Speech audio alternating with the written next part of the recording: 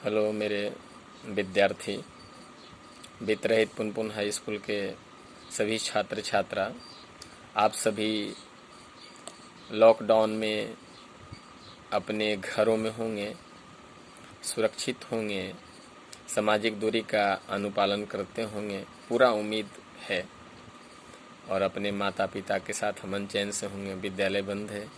इसी क्रम में हम आज सामाजिक विज्ञान का भूगोल में संसाधन का एक संसाधन है, प्राकृतिक संसाधन है, जिसको भूमि कहते हैं।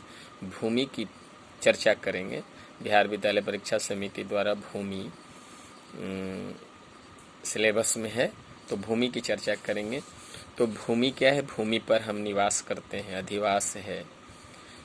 भूमि पर वानिकी है, मत्स्य पालन हो रहा है, सारे कृषि कार्य हो रहे हैं, बड़े बड़े उद्योग हैं, बड़े बड़े इमारत हैं, भूमि पर हैं। तो इसे बताने से पहले हम बता दें कि भूमि कृषि योग्य भूमि है, परती भूमि है, चारागाह भूमि है।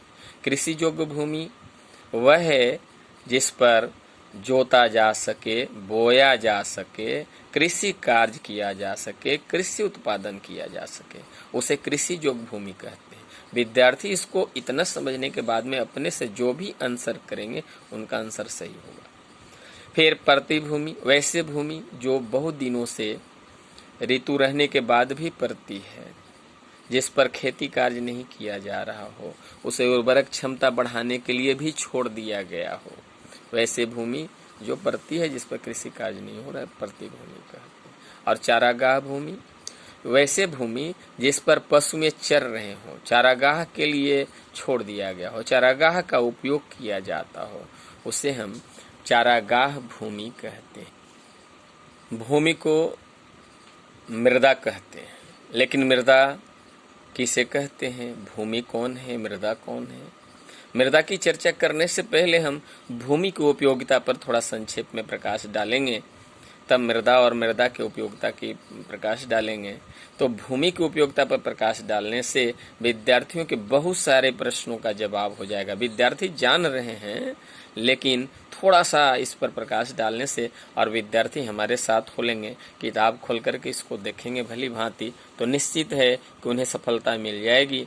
थोड़े से में बहुत ज़्यादा जानकारी मिल जाएगी। तो भूमि की उपयोगिता पर हम चर्चा करें।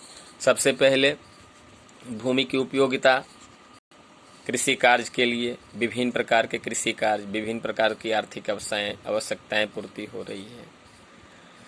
इसके साथ साथ भूमि पर वनों का विस्तार हो रहा है। वन का विस्तार भी आर्थिक क्रियाएं में सहायक है। और कुछ वैसे भूमि हैं जिनको गैर कृषि कार्य भी किया जा रहा है, जैसे बड़े बड़े इमारत, बड़े बड़े उद्योग लगाए जा रहे हैं, रेलवे लाइन बिछाए गए हैं, सड़कों का निर्माण किया गया है। ये सभी जो है गैर कृषि कार्य योग्य भूमि है। इसके साथ साथ अस्थायी चारागाह के रूप में भी भूमि का उपयोग किया जाता है, जहाँ सभी के पशु, बाग बगीचे, उपवन के रूप में भूमि का उपयोग किया जा रहा है। भूमि के उपभोग में, या कह सकते हैं उपयोग में, दो कारक साबित हो सकते हैं, एक भौतिक कारक और एक मानवीय कारक।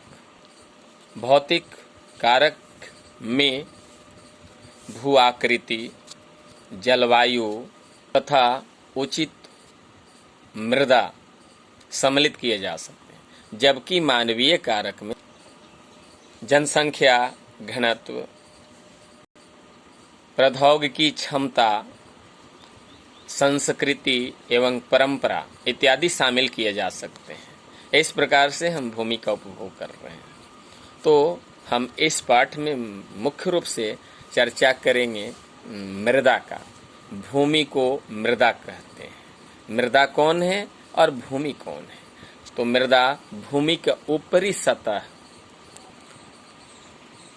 अर्थात असंगठित पदार्थों से निर्मित भूमि के वह ऊपरी पतली परत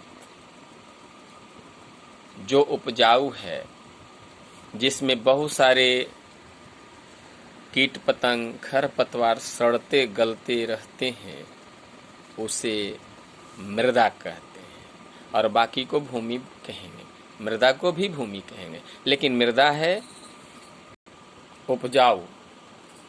मृदा ह्यूमस युक्त असंगठित शैल पदार्थ जो स्थल की ऊपरी परत निर्माण करता है, जो सभी प्रकार की वनस्पति जगत और प्राणी जगत का भोजन का मूल स्रोत है, मृदा कहलाता है। तो मृदा के प्रकार हैं। प्रकार जानने से पहले मृदा का निर्माण कैसे हो जाता है, कैसे होता है। मृदा का निर्माण एक लंबी अवधि में जटिल प्रक्रिया द्वारा होता है। भौतिक रासायनिक प्रक्रिया द्वारा इसका निर्माण होता है। भूगोल विधि से अत्यंत धीमी प्रक्रिया, अत्यंत धीमी गति की प्रक्रिया माना है, यानी भूमि मृदा का निर्माण धीमी प्रक्रिया से होता है। तो मृदा 6 प्रकार के होते हैं।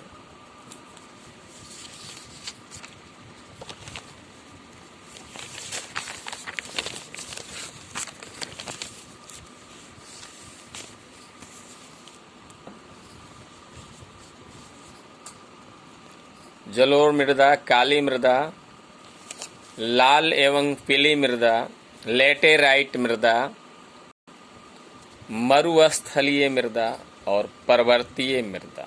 इस प्रकार से मृदा प्रमुखतः 6 प्रकार के होते हैं। जलोढ़ मृदा जो 3 प्रमुख हिमालय की 3 प्रमुख नदियों से के निक्षेपण से बना हुआ है, सिंधु, ब्रह्मपुत्र और गंगा के क्षेत्रों में जलोढ़ मृदा पाया जाता है। इसके निक्षेपण से बना हुआ है। जलोढ़ मृदा लालिमा लिए हुए भूरे रंग का होता है। जलोढ़ मृदा में चूना, फास्फोरस और पोटास की प्रधानता होती है। जलोढ़ मृदा भी 2 प्रकार के हैं, एक बांगर जलोढ़ मृदा और एक खादर जलोढ़ मृदा। इसे पुरानी और नवीन जलोढ़ मृदा भी कहा जा सकता है। बांगर जलोढ़ मृदा में बंजरी और कंकड़ की मात्रा अधिक होती है, जिसे बांगर जलोढ़ मृदा कहते हैं। और नवीन जलोढ़ मृदा, जिसे खादर जलोढ़ मृदा कहते हैं, उसमें महीन कण पाए जाते हैं। बांगर जलोढ़ मृदा की अपेक्षा खादर जलोढ़ मृदा अधिक उपजाऊ होता है। अगला है काली मृदा। काली मृदा में एल्युमिनियम एवं लौह यौगिक उपस्थित है। काली मृदा को काली कपासी मृदा भी कहते हैं, क्योंकि यह मृदा कपास की खेती के लिए अधिक उपयुक्त माना गया है, इसीलिए काली कपासी मृदा भी कहते हैं। काली मृदा में रेगुर खुलते हैं। आप सभी विद्यार्थी देखे होंगे, काली मृदा में बहुत ज्यादा दरारें खुलती हैं, रेगुर कहते हैं उसको। इसीलिए काली कपासी मृदा को या काली मृदा को रेगुर मृदा भी कहते हैं। इस मृदा में फास्फोरस की कमी होने के कारण इसमें रेगुर खुल जाते हैं, दरारें खुल जाते हैं, इसलिए रेगुर मृदा भी कहते हैं। अगला मृदा है लाल एवं पीली मृदा। इस मृदा में लौहांश की मात्रा अधिक है, इसलिए इसे लाल मृदा कहते हैं। जल योजन मतलब जल प्रयोग होने से यह मृदा पीला हो जाता है, इसलिए इसे पीला मृदा भी कहते हैं। इस मृदा में ज्वार, बाजरा, मक्का इत्यादि का उपजाऊ किया जा सकता है। अगला मृदा है लेटेराइट मृदा। यह मृदा अधिक वर्षा वाला क्षेत्रों में पाया जाता है। लेटेराइट ग्रीक भाषा का लेटर शब्द से उत्पन्न हुआ है, जिसका अर्थ होता है कठोर, यानी अधिक वर्षा वाला क्षेत्रों में जो मृदा का निर्माण होता है उसको लेटेराइट मृदा कहते हैं। यह प्रमुखतः तमिलनाडु और आंध्र प्रदेश में पाया जाता है। इसमें काजू की खेती की जाती है। काजू की खेती के लिए लेटेराइट मृदा उपयुक्त माना गया है। अगला है मरुस्थलीय मृदा। इस प्रकार के मृदा का निर्माण तब होता है जिस क्षेत्र में लंबे अवधि तक वर्षा न हुई हो वर्षा नहीं होने के कारण वह मृदा शुष्क पड़ जाता है। धीरे धीरे करके इस मृदा में उर्वरक क्षमता समाप्त हो जाता है, इसीलिए इसे मरुस्थलीय मृदा कहते हैं। भारत में सौराष्ट्र, राजस्थान, कच्छ, पश्चिमी हरियाणा, दक्षिणी पंजाब में मरुस्थलीय मृदा पाया जाता है। इस मृदा में भी सिंचाई की व्यवस्था करके खेती किया जा सकता है। और अगला है पर्वतीय मृदा। यह प्रायः पहाड़ी इलाका में इस मृदा का निर्माण होता है। तो ये सभी मृदा हैं और इस मृदा में सभी मृदा में कुछ न कुछ उपजाया जाता है, मतलब कुछ न कुछ उपजाऊ मृदा है। सभी मृदा में अलग अलग उपजाऊ होते हैं।